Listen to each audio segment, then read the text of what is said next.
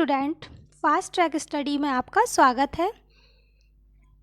आज हम लेके आए हैं हिंदी में एक नया टॉपिक है वाक्यांश के लिए एक शब्द, जो कि बहुत ही ज़्यादा इम्पॉर्टेंट है आने वाली सभी परीक्षाओं के लिए, सभी कॉम्पिटिटिव एग्ज़ाम के लिए। लेखपाल में भी इससे 2 से 4 क्वेश्चन बन जाते हैं, सुपर टेट में भी 1 या 2 क्वेश्चन आ जाता है, वीडियो में भी, हिंदी जिसमें भी आती है सभी में इस टॉपिक से क्वेश्चन बनता ही बनता है। तो आज हम लेके आए हैं वाक्यांश के लिए एक शब्द, ठीक है।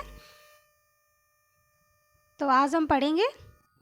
तो देखिए यहाँ पे वाक्यांश के लिए एक शब्द, इसकी परिभाषा क्या होती है, डेफिनेशन। जो अनेक शब्दों के स्थान पर प्रयोग किया जाने वाला शब्द होता है वो वाक्यांश कहलाता है। क्या कहलाता है? वाक्यांश के लिए एक शब्द कहलाता है।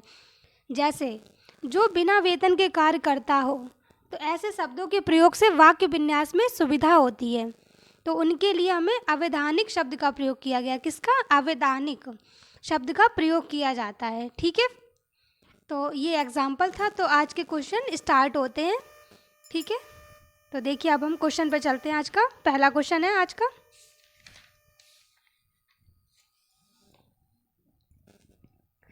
पहला क्वेश्चन दे रखा है, पृथ्वी के 3 ओर पानी वाला स्थान। तो यहाँ देखिए ये बहुत इंपॉर्टेंट है, तो सभी लोग वैसे जानते भी होंगे इसका आंसर। तो आप अपने मन में आंसर सोच लीजिए और अपने हिसाब से आप देखिए आपके कितने सही जा रहे हैं इस क्वेश्चन में, ठीक है। आपकी तैयारी देखिए, आपकी हिंदी में कितनी अच्छी तैयारी है। तो पृथ्वी के 3 ओर पानी वाला स्थान क्या कहलाता है? प्रायद्वीप है। तो क्या कहलाता है? प्रायद्वीप कहलाता है। तो इसका तो राइट आंसर बी हो जाएगा। और पानी के बीच उथले छोटे स्थान को क्या कहते हैं? द्वीप। तो जो अगर यहाँ पे पूछ लेता है पानी के उथले छोटे द्वीप को, तो ये द्वीप कहलाता है। जो उथले हुए होते हैं तो उन्हें द्वीप कहते हैं हम, ठीक है। और महाद्वीप क्या होता है? जबकि पानी के बीच में बड़े भूभाग को, जो पानी के बीचों बीच में बहुत ही बड़ा भूभाग, यानी कि जहाँ बहुत ही ज़्यादा वो होती है, तो उसे महाद्वीप कहते हैं हम। क्या कहते हैं? महाद्वीप। तो यहाँ पूछा था पृथ्वी के 3 ओर पानी वाला स्थान, तो प्रायद्वीप, याद रखिएगा आप लोग सभी। तो नेक्स्ट क्वेश्चन है, मोक्ष की इच्छा रखने वाला। तो यहाँ देखिए मोक्ष की इच्छा रखने वाला के लिए प्रयुक्त एक शब्द होगा, तो क्या होगा यहाँ पे देखिए ऑप्शन में क्या क्या है? निर्वाण, मुमूर्षा, मुमुक्षु, जिज्ञासा। तो यहाँ राइट आंसर हो जाएगा सी, मुमुक्षु। मोक्ष की इच्छा रखने वाला मुमुक्षु कहलाता है। क्या कहलाता है? मुमुक्षु।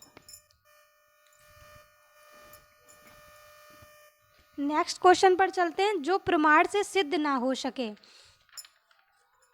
जो प्रमाण से सिद्ध ना हो सके के लिए एक शब्द होगा, अप्रमाणित, अप्रमेय, अपरिमित, अनप्रमाणित। तो यहाँ राइट आंसर होगा, राइट आंसर हो जाएगा बी ऑप्शन, बिल्कुल सही है। अप्रमेय क्या है? अप्रमेय। जो प्रमाण द्वारा सिद्ध ना हो सके उसे अप्रमेय कहते हैं। और जो अगर यहाँ दूसरा पूछ लेता, जो अभी प्रमाणित ना किया गया उसे अप्रमाणित कहते हैं। और जिसे मापा ना जा सके वो अपरिमेय कहलाता है। क्या कहलाता है? अपरिमेय। तो यहाँ ठीक है फ्रेंड्स। नेक्स्ट क्वेश्चन पर चलते हम। वन में लगने वाली आग, वाक्यांश के लिए एक शब्द होगा। तो जो वन में आग लगती है उसे हम क्या कहते हैं? तो यहाँ देखिए ऑप्शन क्या क्या है? बड़वाग्नि, दावाग्नि, बिरहाग्नि, जठराग्नि। तो यहाँ राइट आंसर होगा जो दावाग्नि होती है, जंगल मतलब वन में लगने वाली जंगल में, तो दावाग्नि कहते हैं इसे, ठीक है। और पेट में लगने वाली आग को क्या कहते हैं? जठराग्नि। पेट में जो लगती है उसे जठराग्नि कहते हैं, ठीक है। तो आज के नेक्स्ट क्वेश्चन पर चलते हैं हम। नेक्स्ट क्वेश्चन है यहाँ पे, बार बार नाक रगड़ने पर भी पुलिस ने अशोक को नहीं छोड़ा। तो यहाँ क्या है? नाक रगड़ना, मतलब अंडरलाइन में दे रखा नाक रगड़ना। तो यहाँ नाक रगड़ने का पूछा एक शब्द, ठीक है। तो अशोक को नहीं छोड़ा। तो यहाँ देखिए आप लोग समझदार हैं तो आप समझ सकते हैं इसका आंसर क्या होगा। तो देखिए राइट आंसर होगा इसका ए ऑप्शन, विनती करना। तो नाक रगड़ना मतलब विनती करना, किसी से बहुत ही हाथ जोड़ के कि साहब हमारे उसको छोड़ दीजिए, जैसे पुलिस किसी को पकड़ के ले गई है। तो नेक्स्ट क्वेश्चन पर चलते हैं हम। कोई काम ना करके श्रीमती संध्या दिन भर मक्खी मारा करती है। तो यहाँ देखिए मक्खी मारना क्या कहलाएगा? ऑप्शन है जीव हत्या करना, कीड़े मकोड़े मारना, घिनौने काम करना, खाली बैठना। तो यहाँ राइट आंसर क्या होगा फ्रेंड्स? देखिए, मक्खी मारना। तो हम लोग कब कहते हैं कि खाली बैठे हों तो उसे हम कहते हैं मक्खी मार रहे हैं बैठे बैठे। तो फ्री फालतू का टाइम होता है जो, तो उसे कहते हैं खाली बैठना, मक्खी मारना। ठीक है, तो राइट आंसर डी ऑप्शन। तो नेक्स्ट क्वेश्चन पर चलते हैं। सब्ज बाग दिखाकर निशीद व कपिल से 1,000 रुपये ठग लिए। तो यहाँ क्या है? सब्ज बाग दिखाना। अंडरलाइन में क्या था? सब्ज बाग दिखाना। तो हमें ये पूछा है। ठीक है, तो सब्ज बाग दिखाने का वाक्य क्या होगा? घुमाने ले जाना, बाग की हरियाली दिखाना, प्रकृति निरीक्षण करना, झूठा आश्वासन दिखाना। तो यहाँ राइट आंसर क्या होगा फ्रेंड्स? डी, झूठा आश्वासन देना। मतलब झूठे वादे कर देना कि हम आपको ये देंगे, आप वहाँ चलिए, फिर अपनी बात से मुखर जाना। तो ये क्या कहलाता है? सब्ज बाग दिखाना। ठीक है, तो right answer D option. Next question पर चलते हैं। एकाएक प्रधानाचार्य को आया देखकर आपस में लड़ रहे विद्यार्थी हक्का बक्का हो गए। तो यहाँ अंडरलाइन में है हक्का बक्का। क्या है? हक्का बक्का। तो यहाँ देखिए ऑप्शन क्या क्या है? अचरज में पड़ना, भयभीत होना, भाग जाना, छुप जाना। तो यहाँ राइट आंसर क्या होगा फ्रेंड्स? अचरज में पड़ना। क्या होगा? हक्का बक्का हो गए तो मतलब बहुत ज़्यादा डर गए, तो एकदम अचंभे में पड़ गए वो, तो उन्हें समझ में नहीं आ रहा था हम क्या करें, कहाँ जाएं, तो इस वजह से अचरज में पड़ना, वो मुसीबत में पड़ गए। ठीक है, तो right answer A option. Next question पर चलते हैं हम। मेरा इतना नुकसान हो गया और तुम्हें अटखेलियाँ सूझ रही हैं। तो यहाँ अंडरलाइन में क्या है? अटखेलियाँ सूझ, अटखेलियाँ सूझ। तो नीचे ऑप्शन देखिए क्या क्या है? दिल लगी करना, मज़े में रहना, खेल खेलना, हंसना। तो यहाँ देखिए राइट आंसर क्या होगा? दिल लगी करना। अटखेलियाँ सूझ रही मतलब उसे मौज मस्ती सूझ रही है, दिल लगी करना, वो अपने मन की कर रहा है। ठीक है, तो यहाँ नेक्स्ट क्वेश्चन है। महाराज दशरथ यथा नाम तथा गुण थे। तो यहाँ देखिए अंडरलाइन में क्या है? यथा नाम तथा गुण थे। तो अंडरलाइन में पूछा है। ठीक है, हमसे। तो ऑप्शन में है नाम मात्र की उपयोगिता, जैसा नाम वैसे ही गुण, उपयोगिता विहीन, गुणवान। तो यहाँ राइट आंसर क्या होगा? देखिए राइट आंसर क्या होगा यहाँ पे? महाराज दशरथ यथा नाम तथा गुण थे। तो मतलब यहाँ राइट आंसर हो जाएगा जैसा नाम वैसा ही गुण, यथा नाम तथा गुण। तो यहाँ ऑप्शन से ही, क्वेश्चन से ही हमें समझ में आ रहा है जैसा नाम वैसे ही गुण। तो राइट आंसर है बी, एकदम सही है। नेक्स्ट क्वेश्चन है। दुर्घटना का दृश्य देखकर नीलिमा का कलेजा पसीज गया। तो यहाँ अंडरलाइन में है कलेजा पसीज। क्या है? कलेजा पसीजना दिया रहता है कभी कभी, तो कलेजा पसीज यहाँ है। तो ऑप्शन है दिल बैठ जाना, हालत ख़राब होना, गर्मी लगना, दया उत्पन्न होना। तो यहाँ देखिए आपको समझ में आ रहा होगा कलेजा पसीज जाना, तो इसका मतलब क्या होगा? दया उत्पन्न होना, मतलब कलेजा पसीजना, तो उसके अंदर बहुत ही दया आ गई है। क्या आ गई है? दया। तो मतलब किसी की बहुत ही हालत ख़राब है, दुर्घटना का दृश्य देखकर, जैसे कुछ बहुत भयानक एक्सीडेंट हो जाते तो कुछ लोगों का एकदम दिल पसीज जाता है कि हाँ ये क्या हो गया, तो इसलिए दया उत्पन्न होना, उनके मन में दया भाव उत्पन्न हो जाता है। तो राइट आंसर है बी ऑप्शन, एकदम सही है।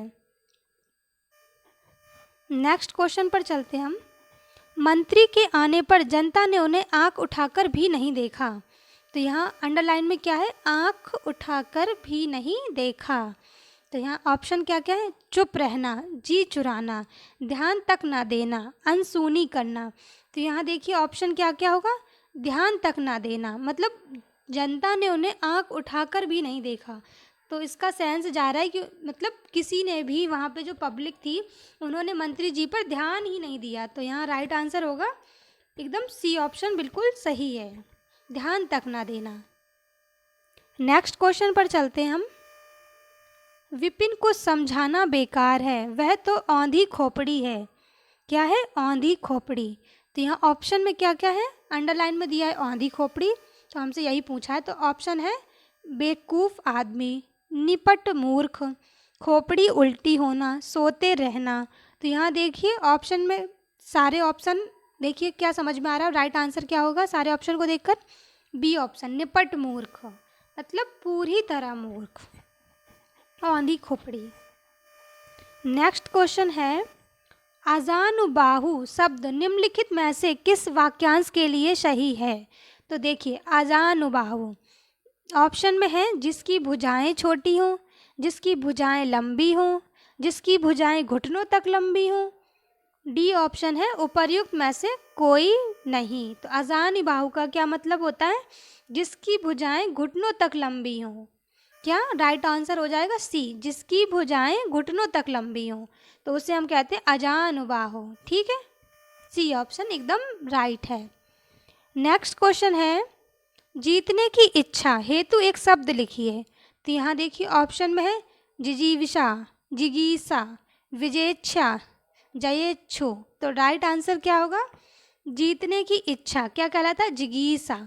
जीतने की इच्छा, जिगीषा, बिल्कुल राइट आंसर है, बी ऑप्शन सही है। नेक्स्ट क्वेश्चन है, जिसका जन्म पहले हुआ हो, वाक्य के लिए एक उपयुक्त शब्द का विकल्प चुनिए। जिसका जन्म पहले हुआ हो, तो क्या पूछा हमसे? ऑप्शन में है अग्रज, ज्येष्ठ, वरिष्ठ, श्रेष्ठ। तो यहाँ राइट आंसर क्या होगा? आपको समझ में आ रहा होगा, देखिए अग्रज, जिसका जन्म पहले हुआ हो, अग्रज। ठीक है,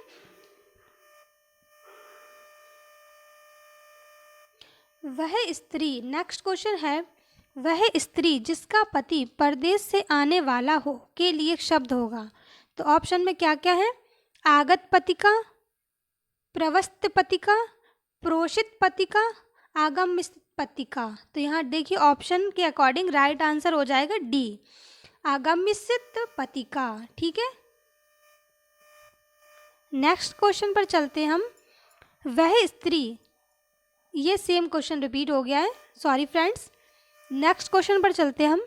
जो पूजा के योग्य हो उसे कहा जाएगा पूजनीय, पूज्य, पूजनीय, पूजनीय। तो यहाँ ऑप्शन के अकॉर्डिंग राइट आंसर हो जाएगा ए ऑप्शन, बिल्कुल सही है, पूजनीय। क्या होगा? पूजनीय। जहाँ पूज में अनियर प्रत्यय होता है, यहाँ जैसे कभी कभी प्रत्यय पूज लें तो पूज में अनियर प्रत्यय लगने से पूजनीय बनता है, मतलब पूज्य है तो उसमें अनियर प्रत्यय लगा दें। संस्कृत में पूछा जाता है तो ये अनियर प्रत्यय संस्कृत का है तो अनियर प्रत्यय लगेगा। जैसे कभी पूज में पूछ लें कौन सा प्रत्यय? अनियर प्रत्यय। ये भी आप याद रखिएगा, अनियर प्रत्यय बिल्कुल सही है। नेक्स्ट क्वेश्चन है, जिसका कोई शत्रु पैदा ही नहीं हुआ हो उसे कहते हैं। तो ऑप्शन देखिए क्या क्या है हमारे पास? अजानुबाहु, अजात शत्रु, अज्ञात शत्रु, अजात पूर्व। तो राइट आंसर क्या होगा? आप लोग समझ गए होंगे ऑप्शन ही देख के, अजात शत्रु। क्या है? अजात शत्रु। अजानुबाहु तो अभी आपने डिस्कस किया ही था, जिसकी भुजाएं घुटनों तक लंबी हों तो उसे अजानुबाहु कहते हैं। ठीक है, तो अजात शत्रु, सॉरी ऑप्शन गलत टिक हो गया फ्रेंड्स, बी ऑप्शन है, अज्ञात नहीं है, अजात शत्रु है। क्या है? अजात शत्रु है, थोड़ा सा मिस्टेक हो गया। नेक्स्ट क्वेश्चन पर चलते हैं। जिसकी आशा न की गई हो उसे कहा जाता है। तो देखिए, जिसकी आशा न की गई हो तो इसमें क्या होगा? ऑप्शन देखिए, निराशा, अप्रत्याशित, उपेक्षा, असंभव। तो ऑप्शन के अकॉर्डिंग राइट आंसर क्या होगा? अप्रत्याशित। जिसकी आशा ना की गई हो, अप्रत्याशित, राइट आंसर है बी ऑप्शन, एकदम करेक्ट है। नेक्स्ट चलते हम। जिस पर अनुग्रह किया गया हो, वाक्यांश के लिए प्रयुक्त शुद्ध एक शब्द है। जिस पर अनुग्रह किया गया हो तो ये क्या कहलाता है? अनुग्रह किया हो, अनुग्रहित कहलाएगा। अनुग्रहित, अनुग्रहित, अनुग्रही, अनुग्रहित। तो देखिए, ये कभी कभार अनुग्रहित शुद्ध अशुद्ध में भी पूछ लेता है, ये बहुत ही इंपॉर्टेंट है, तो हम यहाँ बहुत ध्यान से देखेंगे। जो ग्रह है तो देखिए इस पे अनुग्रहित, बी ऑप्शन सही होगा। क्या होगा? बी। आप लोग ए मत टिक कर देना, बी ऑप्शन यहाँ बिल्कुल राइट है। नेक्स्ट चलते हम। वह नायिका जो अपने पति के परदेश में होने के कारण दुखी हो, तो यह क्या कहलाती है? देखिए ऑप्शन क्या क्या है?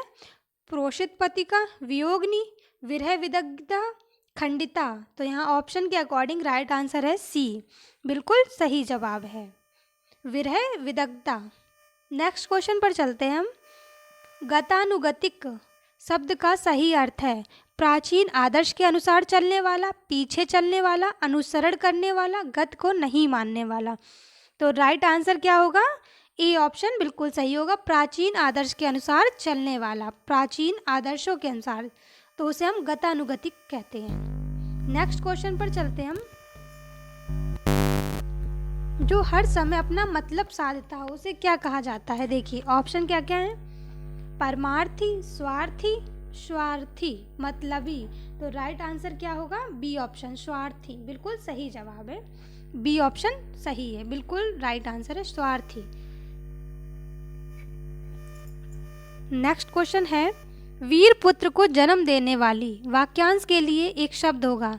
वीरांगना, पुत्रवती, वीर प्रशु, वीर बहुरी। तो यहाँ राइट आंसर क्या होगा? वीर प्रशु, वीर पुत्र को जन्म देने वाली वीर प्रशु कहलाती है। सी ऑप्शन एकदम सही है। नेक्स्ट क्वेश्चन पर हम चलते हैं। दिशाएं ही जिनका वस्त्र है उन्हें कहा जाता है। तो देखिए दिशाएं ही जिनका वस्त्र है तो उन्हें क्या कहते हैं हम? ऑप्शन देखिए, विशंभर, दिक्पाल, दिगंबर, पैगंबर। तो यहाँ राइट आंसर है सी, दिगंबर। क्या कहते हैं? दिगंबर कहते हैं। दिशाएं ही जिनका वस्त्र है उन्हें दिगंबर कहते हैं। नेक्स्ट क्वेश्चन पर हम चलते हैं।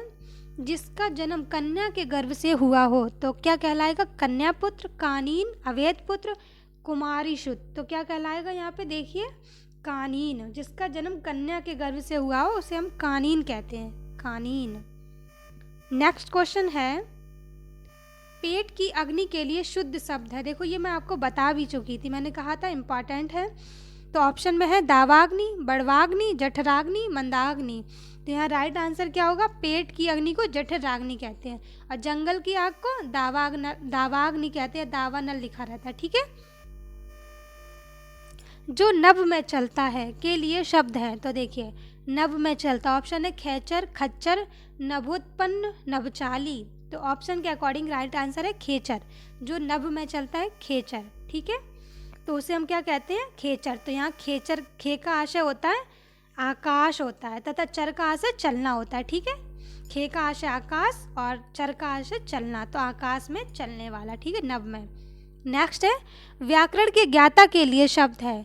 तो ऑप्शन है व्याकरणी, व्याकर्ता, व्याकरण, व्याकरणज्ञ। तो यहाँ राइट आंसर क्या होगा? सी ऑप्शन, व्याकरण। व्याकरण के ज्ञाता को व्याकरण कहते हैं, व्याकरण, ठीक है friends, right answer C option. Next question पर हम चलते हैं। बढ़ा चढ़ाकर कहना के लिए शब्द है। तो बढ़ा चढ़ाकर कहना, देखिए अतिवादी, अतिशय, अत्यंत। डी ऑप्शन है अतिशयोक्ति। ये सभी जानते होंगे क्योंकि अलंकार भी होता है। बढ़ा चढ़ाकर किस अलंकार में हम बात करते हैं? अतिशयोक्ति अलंकार में। तो यहाँ पे अभी पूछा है लेकिन हमसे अतिशयोक्ति, तो क्या एक शब्द होगा? अतिशयोक्ति। डी ऑप्शन सही है। नेक्स्ट क्वेश्चन पर चलते हैं। ऐसा व्यक्ति जिसके आने का दिन और समय पहले से निश्चित नहीं होता तो क्या कहलाएगा? देखिए ऑप्शन है अभ्यागत, गणमान्य, अतिथि, असामायिक।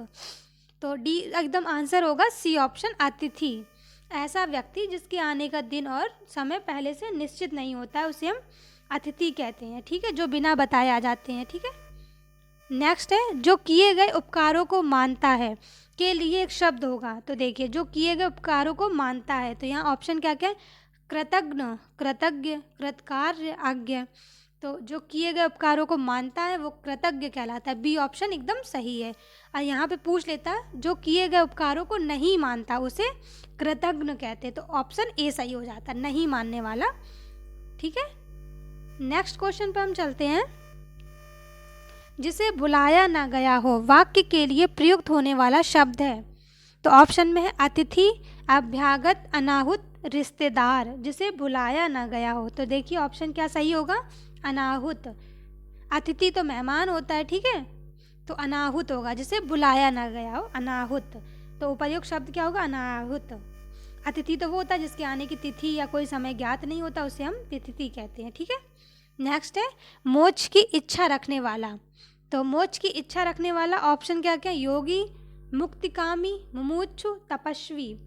तो मोक्ष की इच्छा रखने वाला मुमुक्षु। सी ऑप्शन एकदम सही है, मुमुक्षु।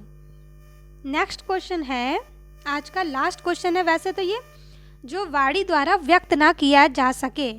तो देखिए ऑप्शन क्या क्या है, आत्म साक्षात्कार, स्वानुभूति, अनिवर्चनीय, रहस्य। तो यहाँ ऑप्शन क्या सही होगा, सी ऑप्शन एकदम सही होगा, अनिवर्चनीय। ठीक है, अगर आपको आगे और किसी सब्जेक्ट या टॉपिक का वीडियो चाहिए तो प्लीज़ कमेंट करके बताइए, नेक्स्ट वीडियो मैं उसी पे डाल दूँगी। और चैनल अच्छा लगे तो सब्सक्राइब करें। Thank you.